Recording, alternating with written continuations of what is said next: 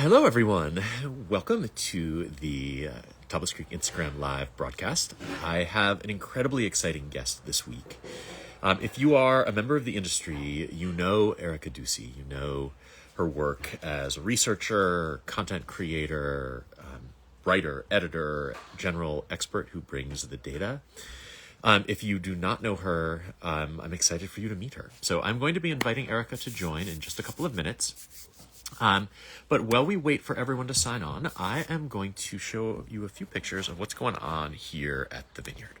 So our big news is that we have spent, this week is our blending week. So we have César and Mathieu Perrin here from Famille Perrin Beaucastel.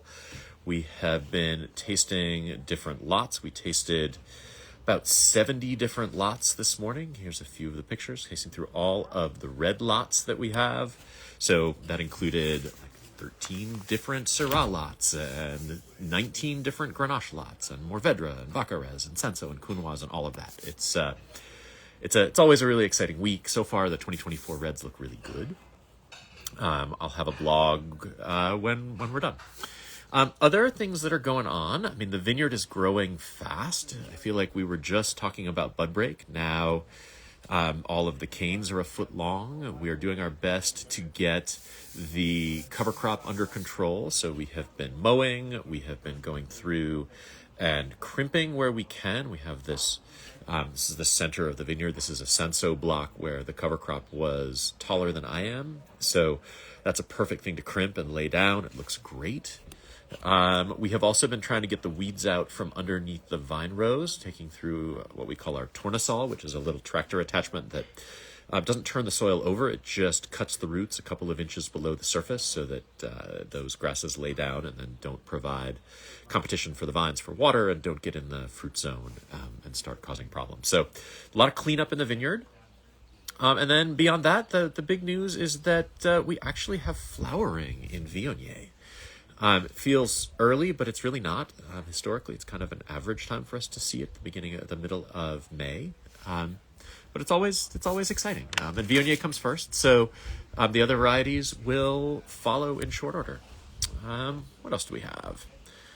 I think it's about it in terms of big stuff that's going on here. You might notice when you come in, we are redoing a little bit our approach. This Tablas and Beaucastel signs that are in front of our front door are now on the other side of the walkway. We're going to be putting a little bench there and making it a little more visitor friendly and photograph friendly. So next time you come, if you feel like the signs are in a different place, you're not wrong. Okay, I'm going to stop sharing and I'm going to invite Erica to join, and hopefully this will all work as smoothly as it did when we did our test earlier this week. So.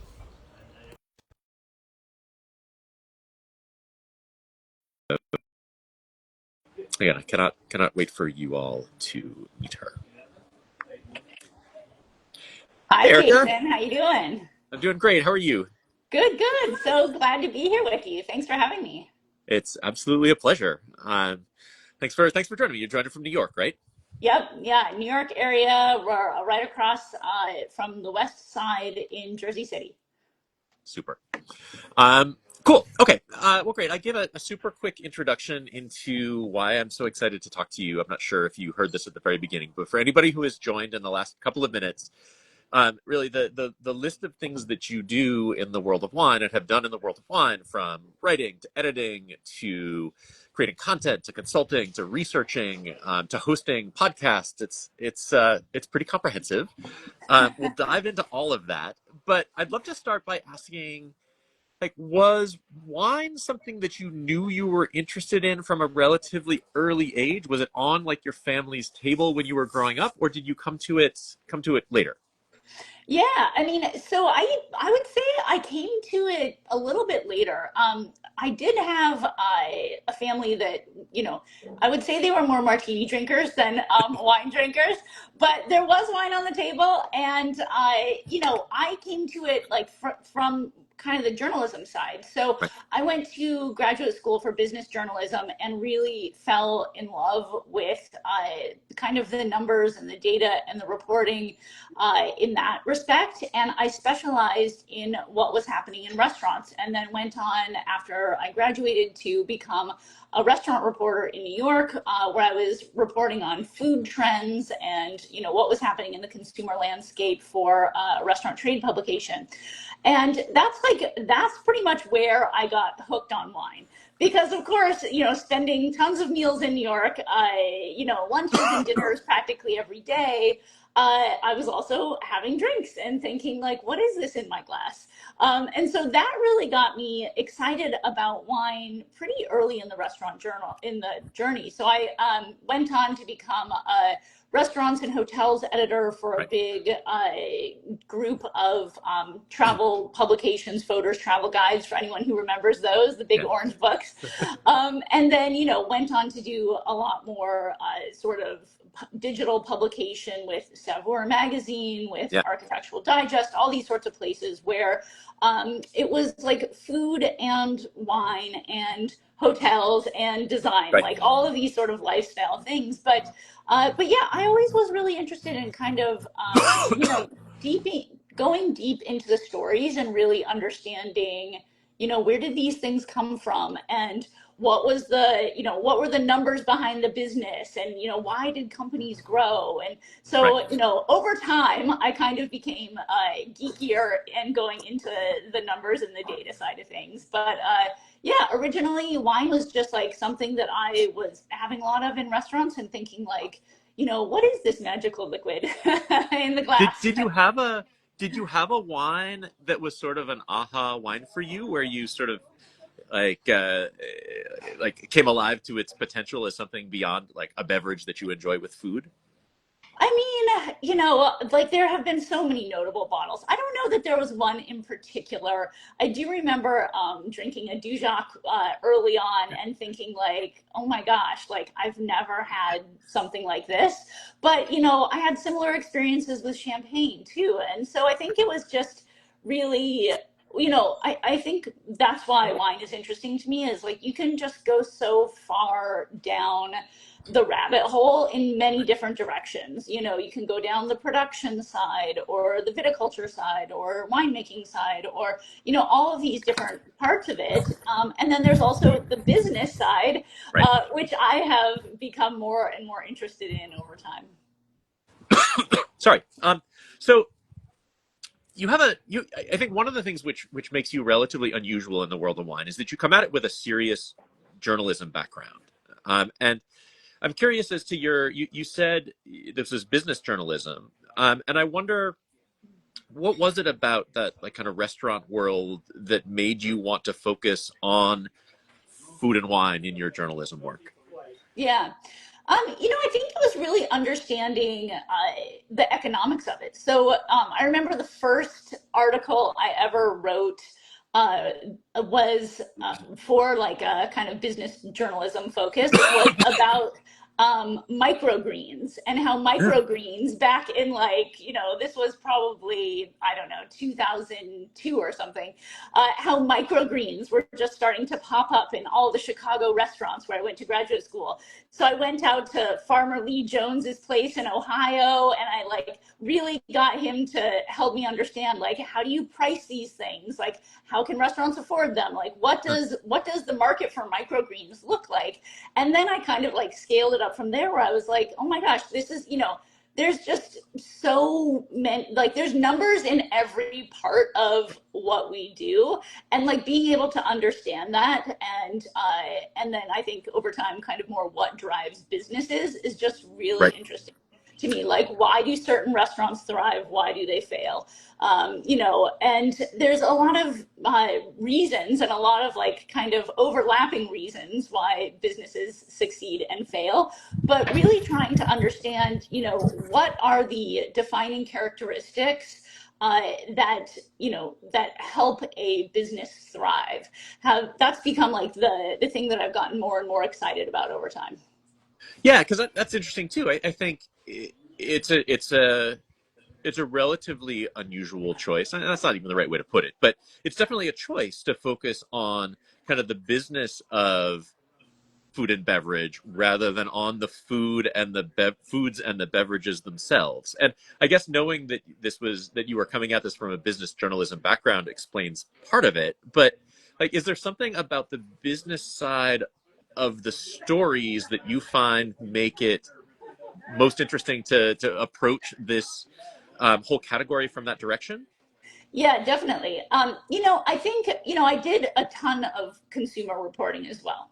And so the consumer reporting I did was always around like, here's a trend that's happening, and here are some, let's say, some wines to try that are reflective of that trend, right? Or, here's some restaurants to try that are, that have cuisines or menus that showcase a particular trend.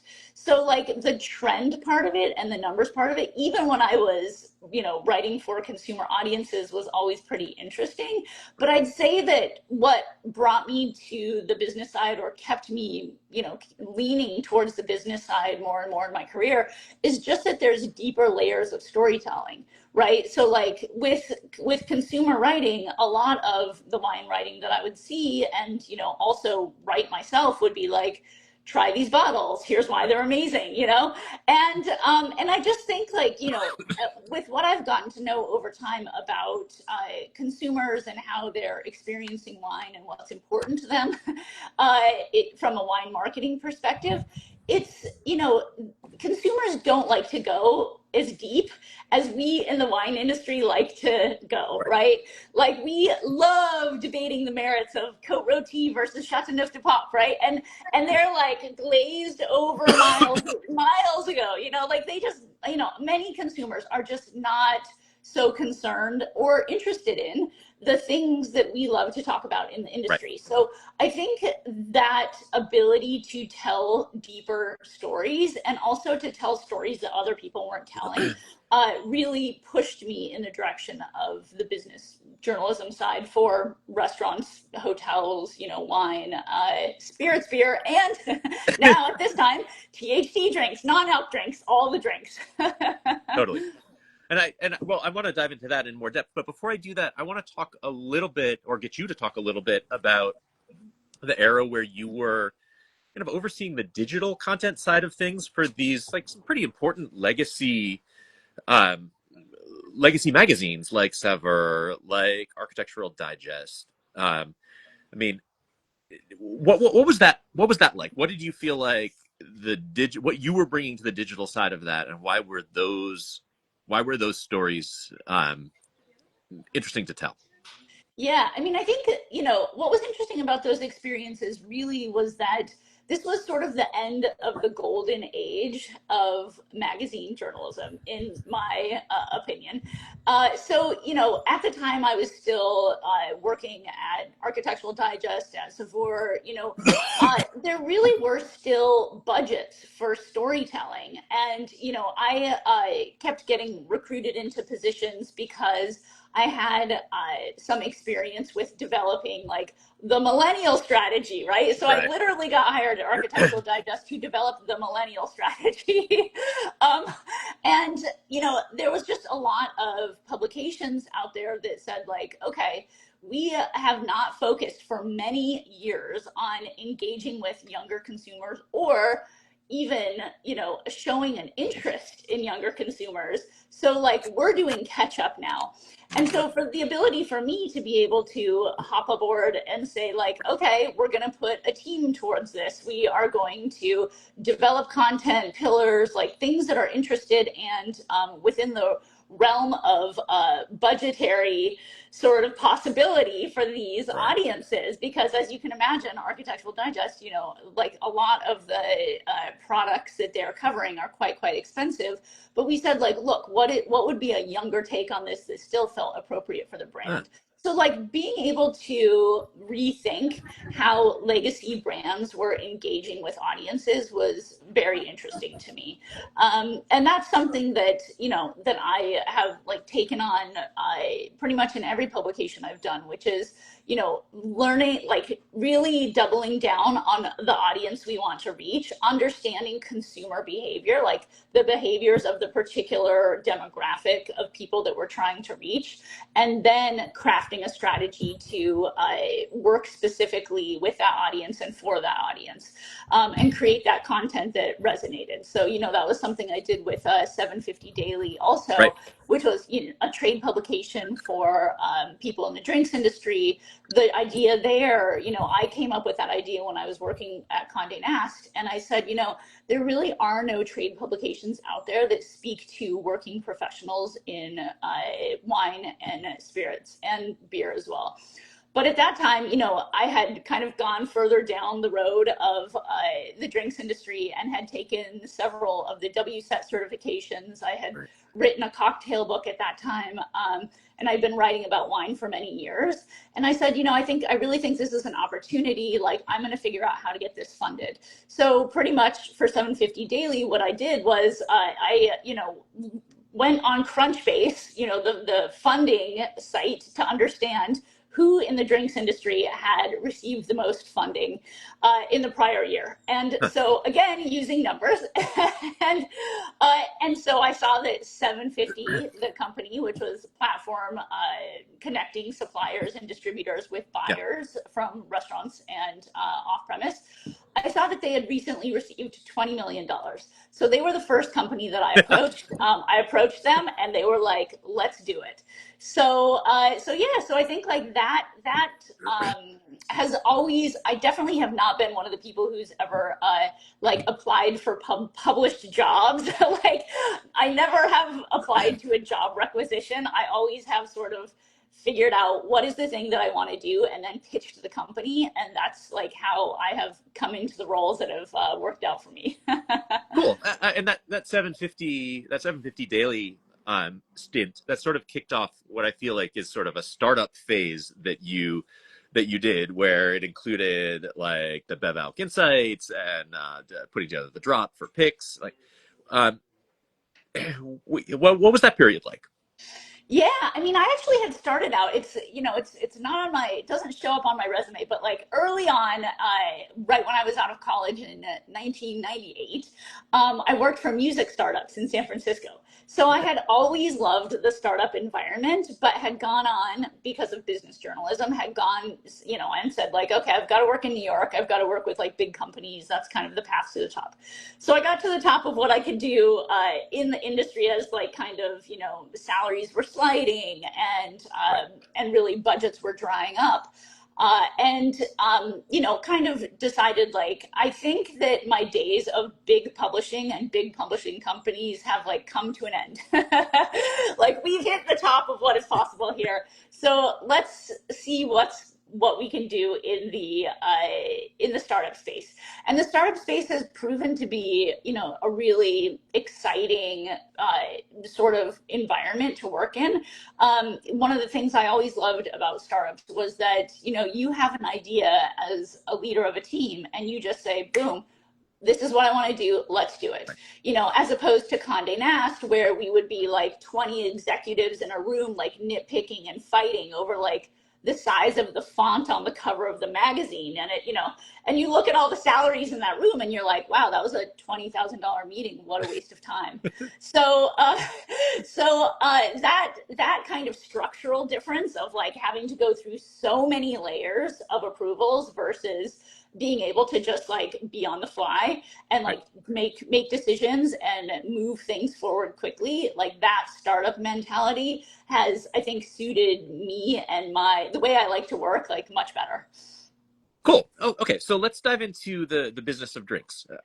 So am I right that you started that in 2023? Yeah, so Business of Drinks is a couple years old now, and this has been a really cool project. So I both have done a consultancy and advisory services out of Business of Drinks, as well as the podcast. Right. And it's I think there's really a dearth of sort of data. It's not that there's necessarily a dearth of data sources out there, but there's a dearth of sort of in data and insights and reporting that is more democratized, meaning like Right. people can have easy access to it.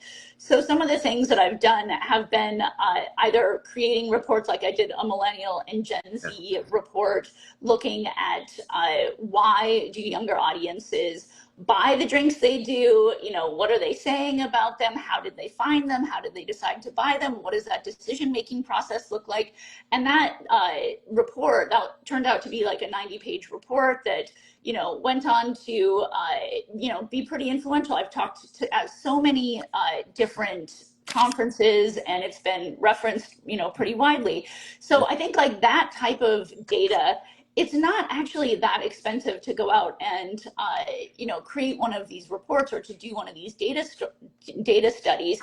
But the challenge I find in the industry is that the big wine companies, the big spirits companies, they all budget for data, and they have incredible data infrastructures. Now, smaller wine companies, smaller spirits companies, they really don't have the budget allocated for data, and I think that makes it really challenging. So a lot of what I like to do is just like get as much syndicated data as I can and help smaller companies answer the problems, like find answers to the problems that they're trying to solve. So, sometimes, so for example, I'm a formal advisor for the New Zealand Trade and Enterprise, which means that I work with wineries and other types of companies in New Zealand to help them understand come to market strategy, sort of go to market strategy, but coming to the US. So market strategy in the US, who should they be targeting based on the data, and also kind of, observations, like anecdotal observations after, working in the industry for many years. And then what types of marketing strategies are working, what types of messaging strategies are working. So all those types of projects that I do both as a consultant, or I advise companies across many different lines, THC drinks, non-alc drinks, wine, spirits, etc. And I really am helping smaller brands answer questions. Like, what does the data say about this? From the syndicated sources that we have access to, here's what they say, here's how to interpret it, here's the insights that I believe are appropriate for your company based on the challenges that you're facing and your particular branding and brand positioning. So that's work that I really enjoy. So I wanted to talk to you about that report that you put out about kind of millennial and Gen Z's approach to drinking. I wonder if you might share a couple of the kind of conclusions that you took from that, and I was curious to ask also if there were, like, what was the biggest surprise in getting that data that you found? If there was anything that you didn't expect that the data showed, or Yeah. yeah. I think the biggest surprise was that regionality, meaning where the region that the wine was from, really did not matter to younger audiences. So 80% of our respondents to the survey, this was a survey of about 1,300 millennial and Gen Z people across all 50 states. And about 80% of them said that they really did not care which region a wine was from. That was surprising to me. Like, I really did expect regionality to have more of to be like more of a decision factor. Right. But the top decision factors for younger audiences were flavor, availability, the value, meaning like perceived value, and versatility, meaning like how does this thing fit into my life. So I think like those that concept of like flavor being number one, meaning so it was like the top attribute that younger audiences said that they were looking for when deciding what to drink. And that was very important, or extremely important, to about 80% of that audience. And so it was interesting to me to kind of dive into that a little deeper and understand the flavor comment, both what they did like and didn't like. And it was interesting to see that, we saw a lot of freeform comments, saying like, I don't like wine because it doesn't deliver on the flavor goods, or I wish that wine would come in other flavors, like fruit flavors, right? Like that was like commentary that I did not expect. but it is kind of consistent with what you see in the marketplace. You look at the shelves at Whole Foods or the refrigerator section in a convenience store, and we are just inundated with flavors of products. Right. Like the dragon fruit, strawberry, margarita, whatever. There's so much emphasis on flavor, and I think that's one of the challenges for wine, but perhaps also one of the opportunities, because flavored wine, meaning like wine that is actually flavored, like the Stella Rosas of the world, or wine made from other fruits, is actually a growing Right. category, small base, but actually a growing subcategory within wine. So it's always like there's one side or the other. It's like there's the challenges and there's the opportunities.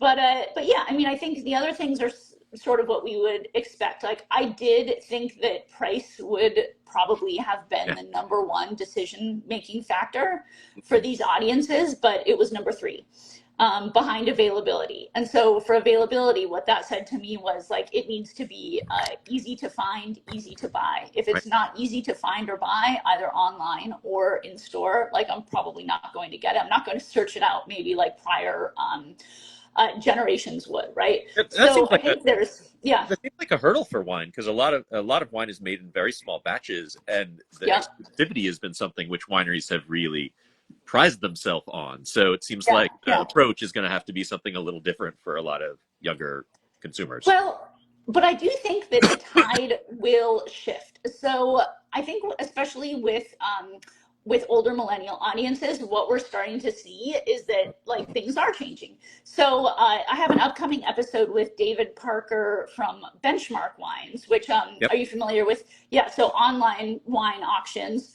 And they also have, they have several other businesses, but it all rolls up into this kind of, Benchmark Wines portfolio.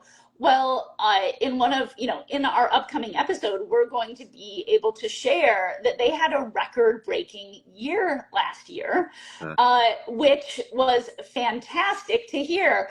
And Dave attributes a lot of the growth to these older millennial wine drinkers really aging into the point where they want to start that collecting behavior. So I do think that we are going to see a shift among these audiences, that some of the behavior will continue on, so that I don't think it'll be like completely a structural change where right. like no millennials are going to become wine collectors. I don't think we're going to see that. I do think that we will see people age into that type of behavior. And if you look at Nielsen data from Q1, we saw growth in the $20 to $30 segment for wine. We saw growth in the $50 plus segment. So I think there are plenty of bright spots.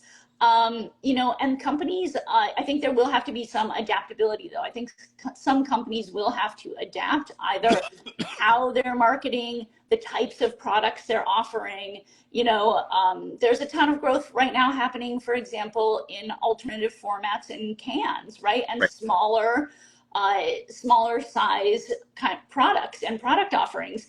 And I think that has a lot to do with, this sort of single serve, small format.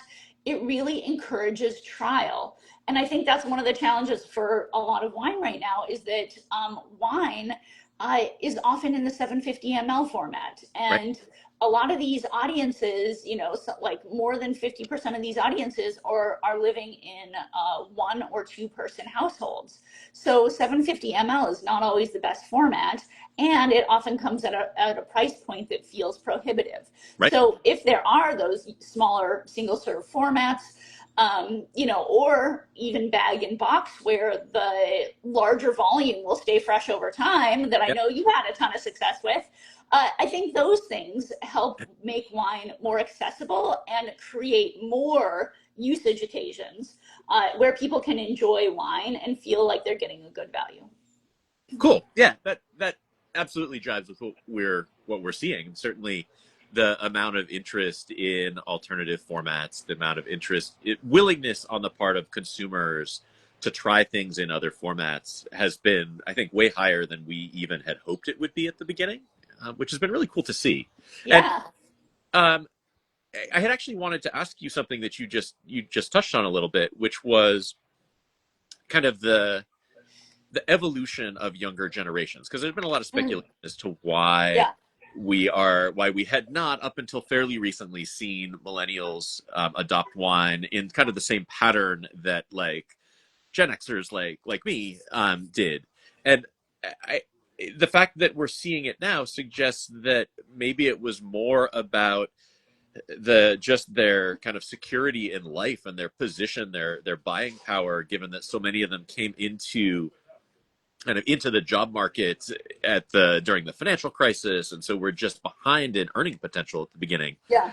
And I'm curious as to whether you think that's going to continue, whether you think that like those older millennials are going to follow a similar pattern, just do it a little later in life, or Mm. the extent to which you think there is something that is more fundamental in the differences. Yeah, I mean, I think, like you said, there's a ton of economic pressures. So we've got inflation, we've got high interest rates, we've got consumer debt, we've got, tariffs, like all these sorts of Right. challenges, as well as probably, less earnings at the same age as perhaps prior generations. So I think all those things play into the economic challenges. But then you have some consumer changes as well. So I do, like for example, we see the better for you category of Right. wine or no, non-alc wines, low alc wines. We see these booming. They're on a small base, but they're growing pretty quickly. And I think they're really bright spots. Just in the past 12 months, the better for you brands in wine grew to like $250 million, like a huge growth. So I think those are some of the challenges, as well as just the competitive landscape. When we look at shelves today, you see like the THC drinks next to Right. the better for you soda, especially in bodegas in New York, like, or grocery stores in New York, like the THC seltzers are literally right next to the better for you sodas, and you get carded at checkout. So like, hopefully you'll figure that out. But you have just such crowded shelves. You have functional drinks. You have all of these sort of alternative non-alcoholic drinks with like lion's mane mushrooms, like all these types of things. And then you have on the shelf also these disruptor products like Beatbox, for example, which is a brand that like almost tripled its revenue to $292 million last year, which is like incredible. And this is a wine-based party punch, right? So like that, all of these disruptive products that are just all across the shelves, it just makes a very different playing field than we saw five, certainly 10 years ago. RTDs were practically non-existent. Right. I mean, certainly you had like Bartles and James and like things like that, Right. but were almost non-existent before 2015 or so. So, we're looking at a 10-year difference to the point where RTDs are the, fastest growing category, and that from a volume perspective, we're drinking more RTDs than we are wine in the US, which not a lot of people realize. Wow, I didn't So realize that. so the disruption of this category has been tremendous.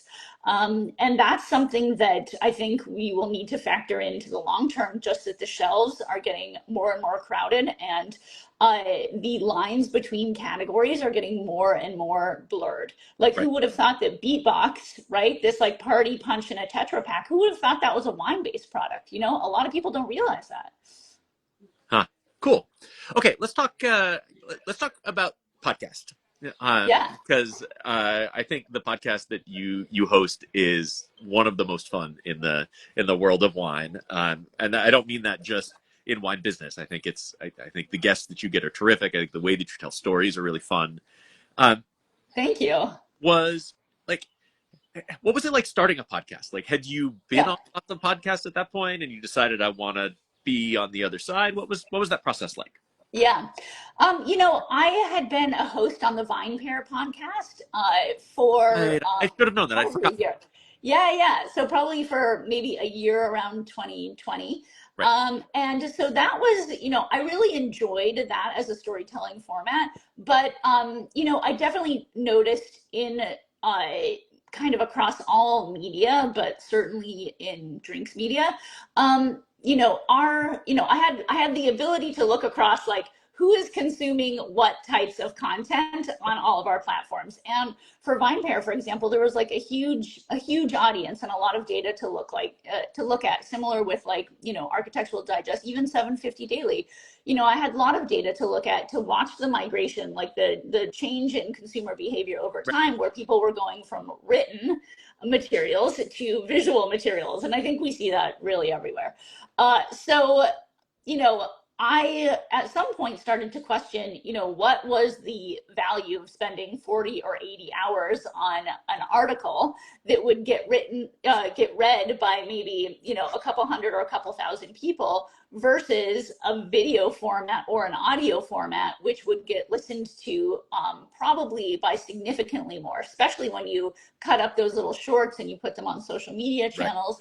So just the value proposition of time spent seemed to have, like the ROI was greater from going to audio and Yeah. visual sort of formats.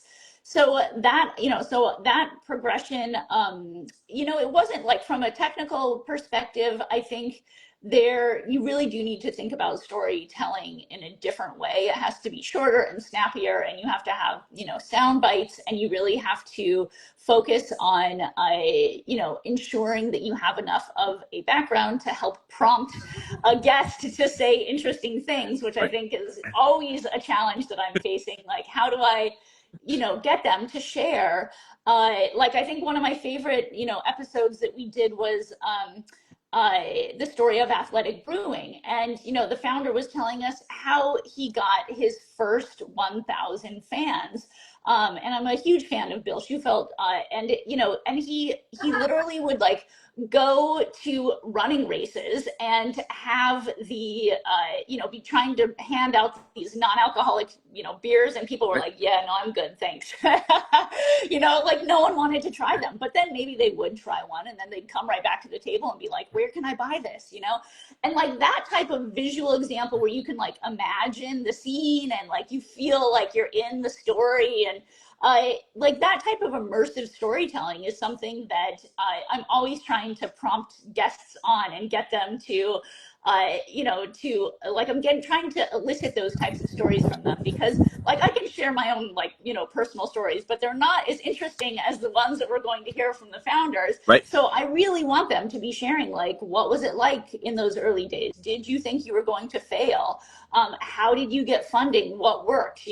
What were the early successes that you had? What were the biggest challenges that you had? Like, I really want to understand, like, what were the pain points? What were the wins? Like, how did you get to where you are?